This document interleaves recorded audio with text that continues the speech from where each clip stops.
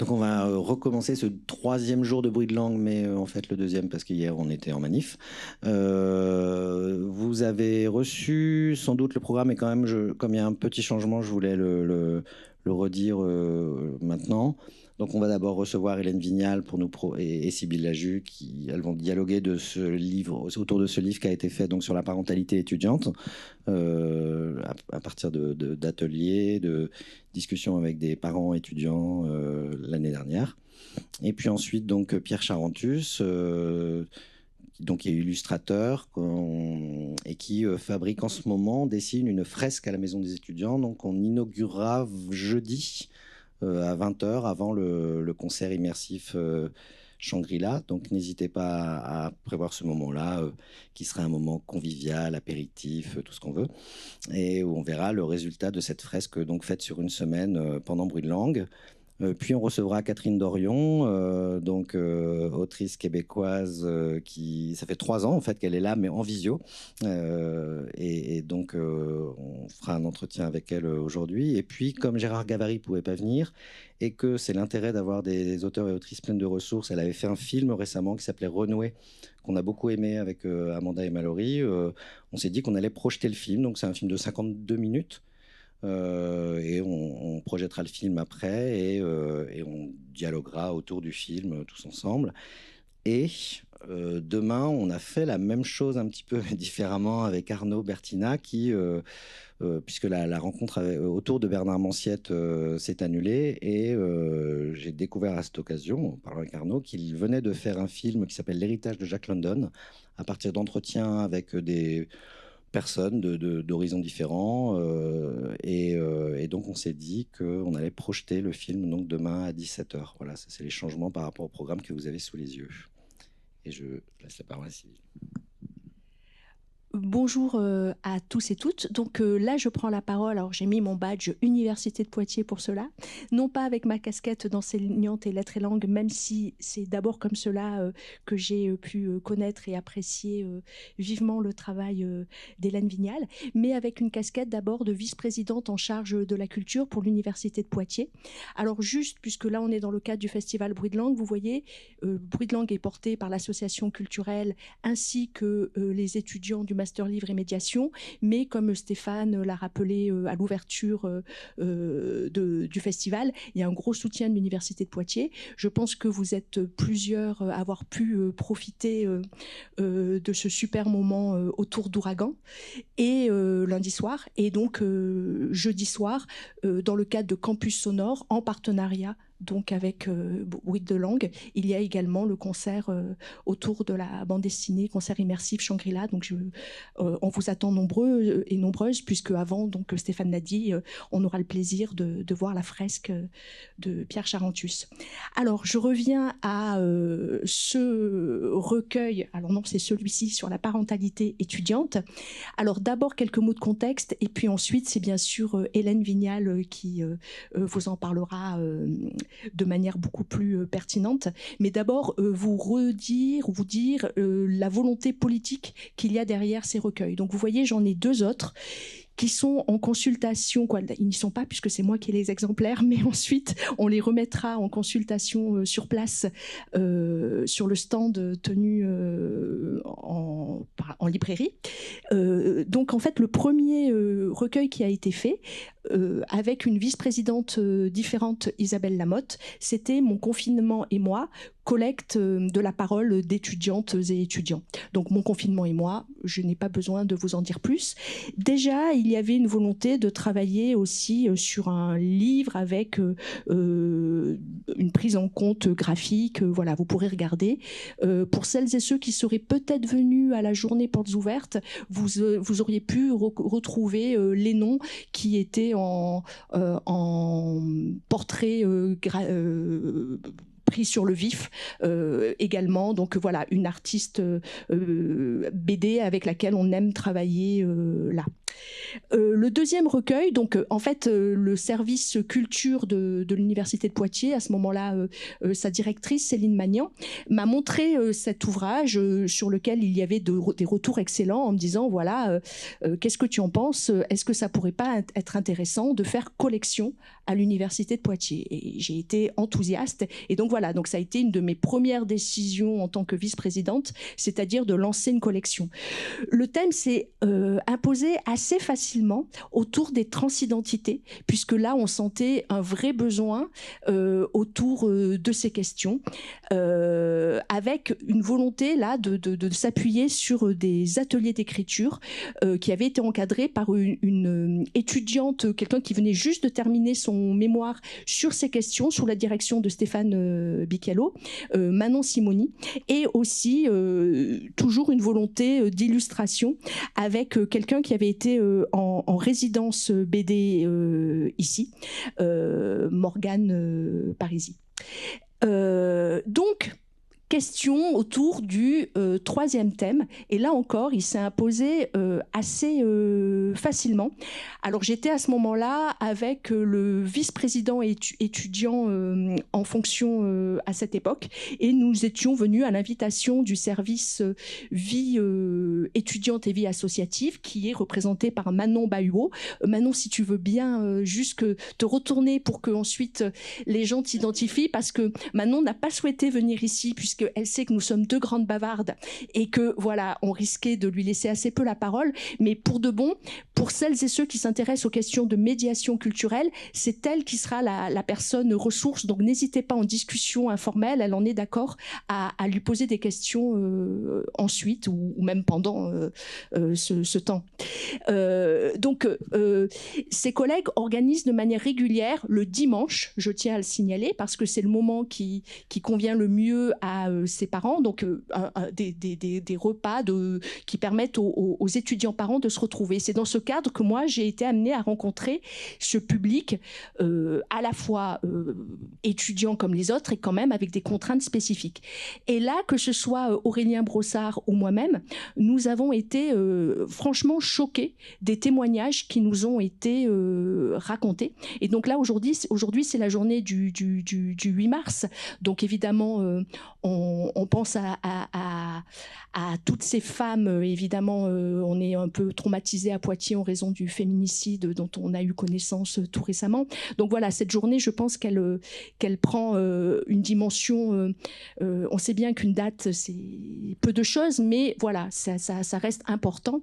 Et donc, ce qui m'avait marqué d'emblée, c'était que avec les différents parents avec lesquels on a discuté, déjà, on voyait une grande différence entre les femmes et les hommes. Il y avait un homme étudiant qui témoigne d'ailleurs, et qui, lorsqu'il évoquait son statut de papa, recevait de l'équipe pédagogique un super accueil.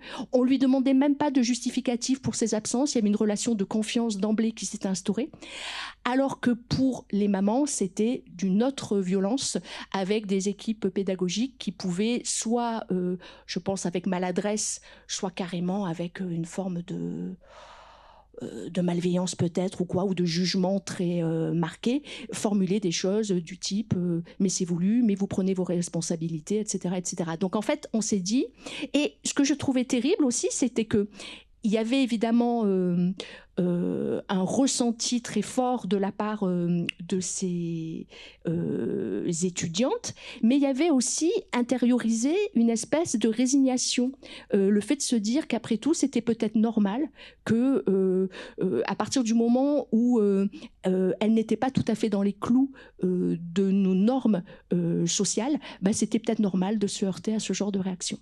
Et donc c'est ça qu'on a eu envie de contrer. C'est évidemment présomptueux, mais si on ne croit pas à ce genre de démarche, voilà, on abandonne tout. Et donc au contraire, on est dans des moments où on espère bien s'inscrire dans du pouvoir d'agir. Donc voilà, c'est là où on s'est dit, ces collectes de paroles étudiantes, bien sûr, c'est à la parentalité étudiante qu'il faut le consacrer, pour dire en tout cas que ces étudiantes, ces étudiants parents sont les bienvenus dans nos formations, qu'il y a des contrats d'aménagement d'études pour cela. Et vous voyez bien, en termes d'égalité, on sait très bien qu'autrement, en termes de poursuite d'études, le plus souvent, ce sont les femmes qui arrêtent cela. Donc, vous voyez, en termes d'égalité, etc. Donc, ça me paraissait important de faire cette introduction avant. Et donc, avant de laisser la parole à Hélène, je voulais juste dire que comme c'était la journée du 8 mars, on a des collègues référents égalité qui ont préparé un super document autour de MeToo. Et comme donc tout le monde l'a reçu sur son adresse Univ, si vous êtes étudiant ou personnel de lettres et langues. Mais je me suis dit que ça n'était pas le cas de tout le monde, donc j'ai fait des tirages papier pour celles et ceux qui souhaitent un exemplaire aussi. Ça me paraît également en écho avec cette problématique.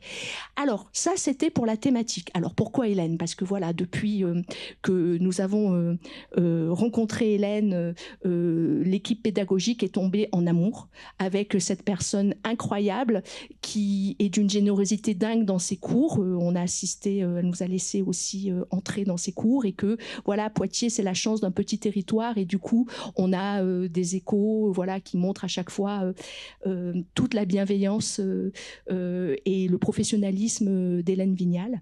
Et donc, dans un de ses cours, justement, Hélène Vignal nous avait raconté, nous avait lu le premier texte publié dans une revue de sociologie qui était un portrait. Et c'est ça qui a fait germer l'idée de lui confier des portraits, parce que pour les étudiants parents, on s'était dit que la forme de l'atelier d'écriture était compliquée pour des questions de temps, mais aussi de pudeur. Vous voyez, sur les transidentités, bien sûr, on est sur des sujets de pudeur, mais il y a une dimension très militante et finalement une volonté de témoigner. On était vraiment dans une... Finalement, on allait dans le sens du vent avec les transidentités. Alors attention, un vent qu'il faut continuer à faire grossir, hein, il est loin d'être acquis, mais vous voyez qu'on surfait un peu sur un thème aujourd'hui qui, pour des gens comme nous, est fédérateur. Sur la parentalité, non, c'était une zone d'ombre qu'on souhaitait éclairer. Donc c'était une démarche un petit peu différente. Et c'est là qu'on s'est dit que Hélène Vignal serait une personne ressource. Et donc, juste pour dire que l'objet que vous pouvez avoir entre les mains correspond totalement à nos attentes. Donc, un énorme merci à Hélène. Et maintenant, je me tais, promis.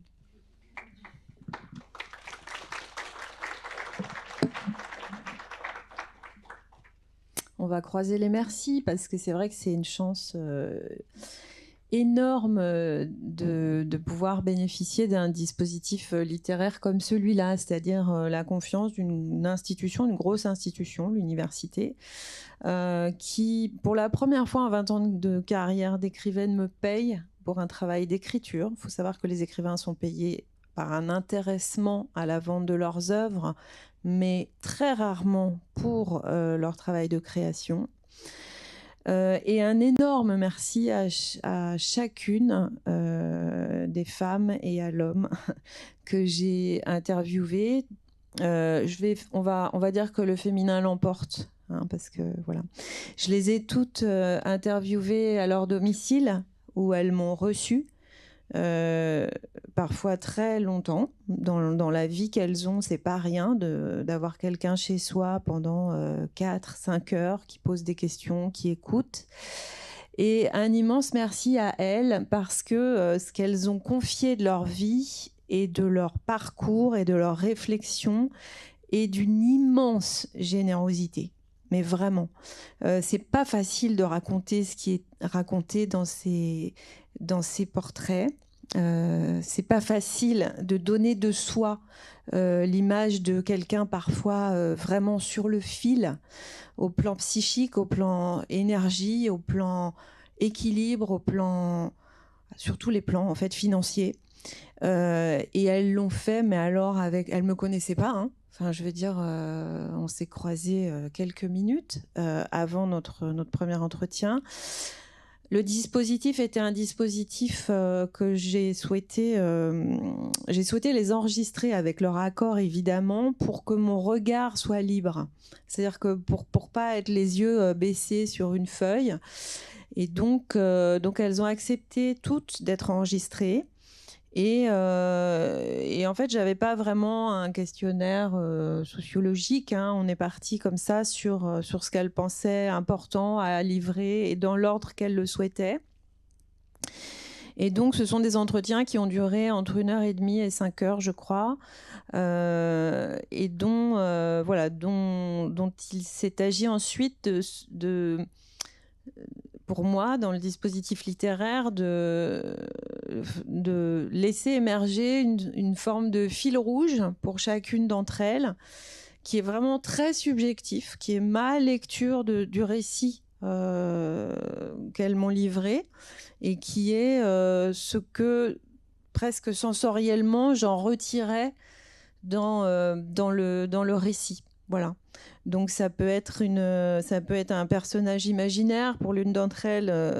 Il n'est pas si imaginaire que ça, mais l'épuisement était tellement important pour cette femme que il me semblait le voir dans l'espace autour d'elle, et donc j'en ai fait effectivement un 5e membre de la famille que j'ai appelé Monsieur Épuisement.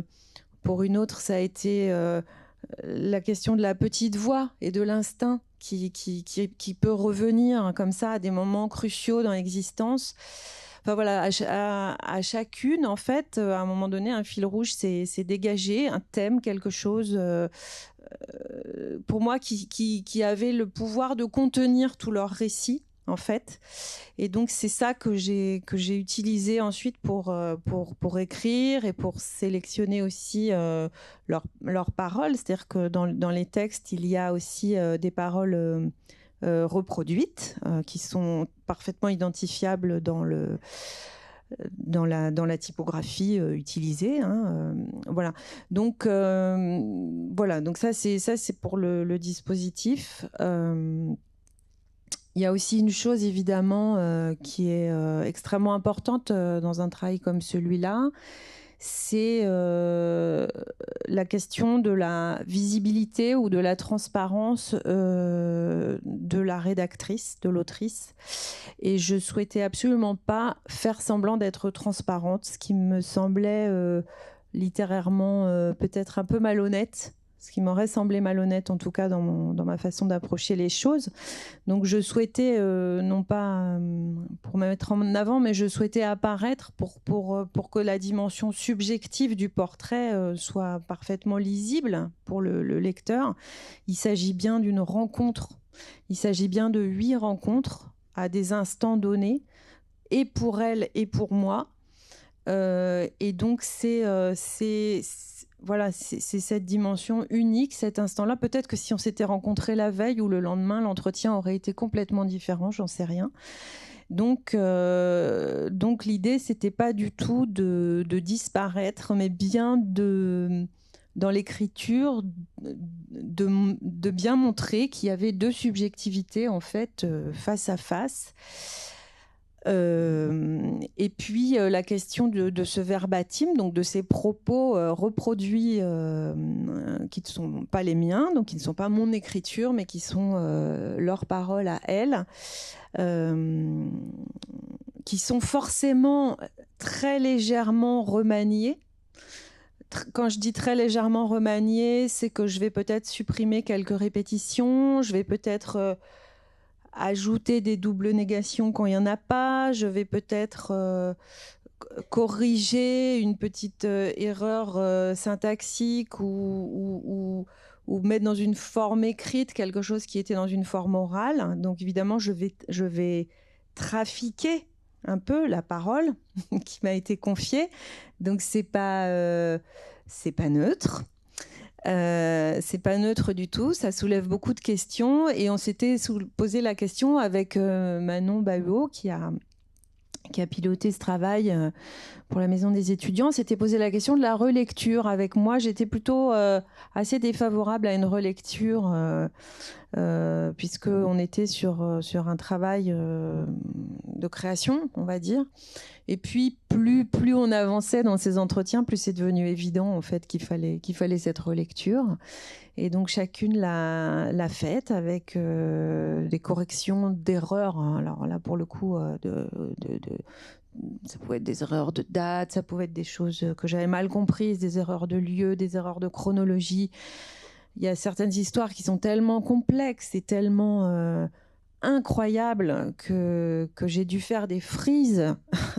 J'ai dû faire vraiment des frises chronologiques pour essayer de comprendre comment l'arrivée de ces enfants s'emboîtait dans tout le reste des vies. Et donc forcément, j'ai fait quelques erreurs, donc qu'elles ont rectifié.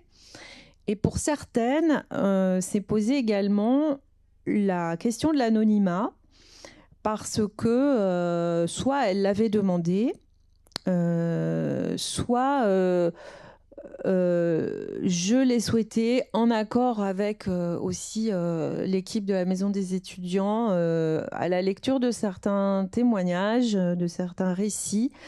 Il nous a semblé que même si l'intéressé n'avait pas demandé l'anonymat, il nous revenait de le lui préconiser. Voilà, pour des raisons sur lesquelles je ne m'étendrai pas ici. Mais c'est le choix que nous avons fait, qui a été accepté, que nous n'avons imposé à personne, hein, mais ça s'est imposé, en tout cas dans un des cas, ça s'est imposé. Voilà. Voilà, je ne sais pas ce que je peux dire d'autre. Je ne sais pas si vous avez des questions. Ou...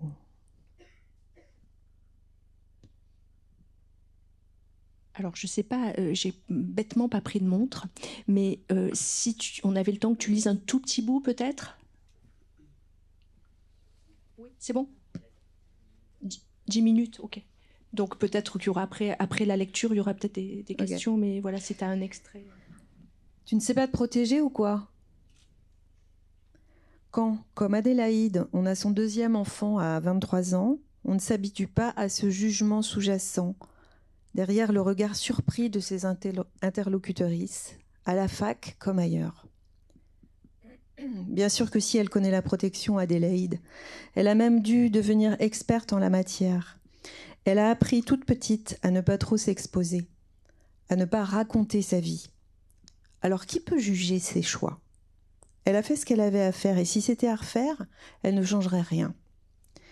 Elle revient tout juste des épreuves du CAPES, quand elle me reçoit dans sa bulle. Une maison dans le village de M, à une dizaine de kilomètres de Poitiers. C'est là qu'avec Bastien, elles ont installé leur petite famille 3 ans auparavant. Une maison avec tout ce qu'il faut, une chambre pour Noah, 4 ans, une chambre pour Elina, 2 ans, un bureau pour elle, un grand salon, et surtout ce vaste jardin pour que les enfants s'ébattent en toute sécurité. Le loyer est un peu cher, mais il y a de la surface, leur refuge, leur bulle, c'est ici, et puis les aides de la CAF les soutiennent. On s'installe toutes les deux sur la terrasse à l'ombre d'un grand noyer. Une petite piscine gonflable trône sur la pelouse. Elina dort dans sa chambre, Noah est à l'école. Adélaïde est épuisée. Toute la pression de son année est en train de retomber. Les oraux du CAPES lui ont laissé un goût d'échec. Elle a peur d'être recalée une 2e fois. Pourtant, depuis 1 an, elle enseigne dans un collège de Poitiers en alternance. Elle a une classe de 6e et les choses se passent magnifiquement bien. Adélaïde. C'est une expérience qui m'a donné confiance en moi. Ça s'est super bien passé dans la classe. Elle pense avec appréhension à ce qui l'attend en cas d'échec. Elle n'a pas le courage de rempiler une 3e fois. Bien sûr, elle pourrait être contractuelle, remplaçante peut-être, mais ce n'est pas ce qu'elle veut. Ce n'est pas pour être précaire de l'éducation nationale qu'elle s'est donné tant de mal. Elle voudrait avoir un poste dans la région. Avec les 2 enfants et le fait qu'elle s'est mariée, elle espère avoir ses chances. Seulement, il faut un concours et ça, c'est pas gagné. Adélaïde. Dans le mix famille-études, tu peux jamais lâcher prise complètement. Ce qui m'a le plus pesé, c'est que quand tu révises, tu ne penses qu'à tes enfants, et quand tu es avec eux, tu ne penses qu'à tes révisions. C'est ce qui a été le plus compliqué pour moi dans cette situation. Un jour, Noah m'a dit « Tu me manques, maman. Tu peux pas savoir le mal que ça m'a fait d'entendre ça d'un petit de 4 ans. » Cela fait 6 ans qu'elle est étudiante, dont 4 ans à mener cette double vie de maman en études, s'arrangeant comme elle peut de la culpabilité qui la guette à tous les coins de page, du manque de sommeil et du manque d'empathie autour d'elle. Enceinte de Noah, Adélaïde comprend très vite qu'il lui faut mettre des protections autour d'elle, de son enfant, de son couple. Bastien est alors militaire, il est en Irak pendant toute la grossesse. Adélaïde est très seule, mais elle apprend. Elle apprend d'abord à se protéger de sa propre mère, qui s'amuse à l'effrayer en lui disant que Bastien peut mourir en Irak, qu'Adélaïde peut mourir elle aussi, et qu'alors son enfant n'aura plus de parents. Elle prend ses distances progressivement avec cette maman qui, dit-elle, n'est pas faite pour ça. Jusqu'à couper totalement avec elle quand elle voit son fils malmené à son tour. Elle apprend qu'il faut se protéger aussi de certaines enseignantes, à commencer par sa responsable de L2 qui, alors qu'Adélaïde l'interroge sur la façon dont elle peut organiser sa scolarité avec la grossesse, lui répond « Ouais, essaye déjà d'avoir ton premier semestre et on verra si tu as toujours envie de continuer tes études. » Dans le regard de cette femme, Adélaïde a l'impression d'être comme un cassos. Après cet échange cinglant, elle rentre chez elle, se sentant bête et humiliée. À partir de là, elle comprend qu'elle doit se débrouiller seule et ne rien attendre des autres. Elle en vient même à cacher sa grossesse. Comme une gamine qui a pris une décision débile. Bastien est loin d'elle, elle résiste comme elle peut, et ce qui devait être sa plus grande joie devient honteux. Mais c'était voulu ? À l'écoute de ces témoignages, je suis stupéfaite du naturel avec lequel cette question à la culpabilisation sous-jacente revient dans les conversations.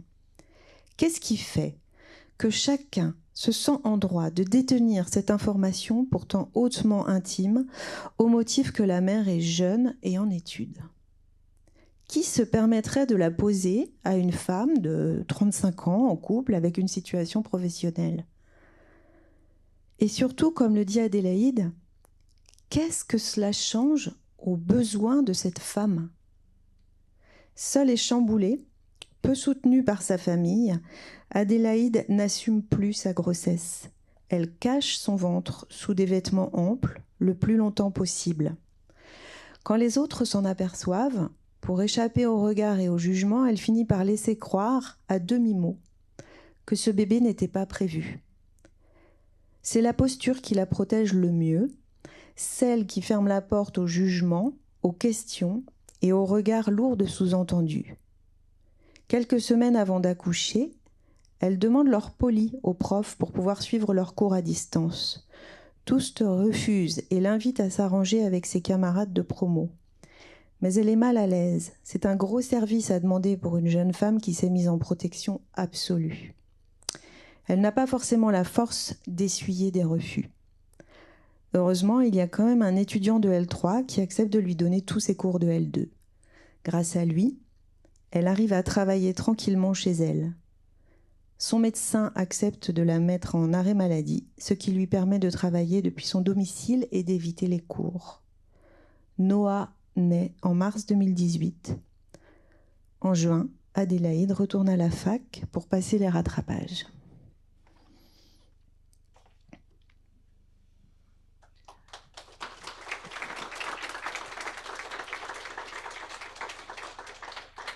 Alors, je ne savais pas qu'Hélène choisirait cet extrait, mais vous voyez, ça fait écho à ce que je disais un peu avant. Et vous voyez bien que l'idée, c'est de faire évoluer tout ça, parce que dans d'autres témoignages, ce qui est intéressant, dans celui-ci, ça apparaît, mais moi, en tant qu'enseignante ici, en plus, ça me rend malade, quoi, que des équipes pédagogiques puissent réagir comme ça. Mais en réalité, chez les étudiantes et étudiants aussi, l'accueil n'est pas facile.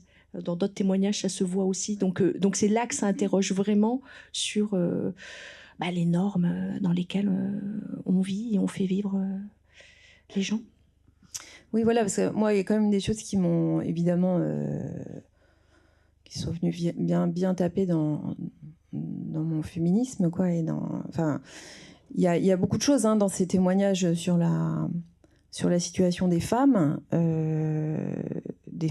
jeunes étudiantes, des femmes jeunes étudiantes étrangères, des femmes jeunes étudiantes en situation de monoparentalité, des femmes jeunes étudiantes étrangères en couple. Enfin bon, tous les critères viennent se cumuler pour en faire des espèces de stigmates. Voilà. Et alors, il y a quand même un témoignage où les enseignants ont été chouettes. on peut le dire quand même. Mais c'est vrai que ce sont des femmes, des petites sœurs pour moi, quoi, qui se retrouvent dans une situation de solitude qui m'a profondément bouleversée. Il n'était pas rare en réécrivant les lignes vraiment que je sois un peu submergée par l'émotion, hein, parce que on mesure assez mal l'intensité en fait de leur solitude. Voilà, parce que en effet, comme dans le témoignage d'Adélaïde, quelquefois la dissimulation, le silence sont les seules façons en fait de slalomer entre les jugements sociaux, et que finalement on a des femmes qui sont en âge de procréer et qui procréent, voilà, et que c'est pas un scandale, c'est même plutôt chouette, et c'est même plutôt un grand bonheur. J'ai eu la chance de les voir quasiment toutes avec leurs enfants qui sont, voilà, et c'est du bonheur que j'ai vu, hein, en fait, voilà, c'est de ça dont on parle. Mais les conditions ont été sacrément sportives, et chapeau à elles, chapeau. Clara, vous nous dites que c'est l'heure, c'est ça? C'est ça. Donc, merci beaucoup, Hélène. Alors, on n'a pas parlé du travail de Christian Corbinus aussi, qui au-delà de la portée, disons-le, militante qu'on souhaite à ce livre, et de la reconnaissance à ces mères étudiantes que l'on souhaite porter, ça reste un beau livre. Voilà.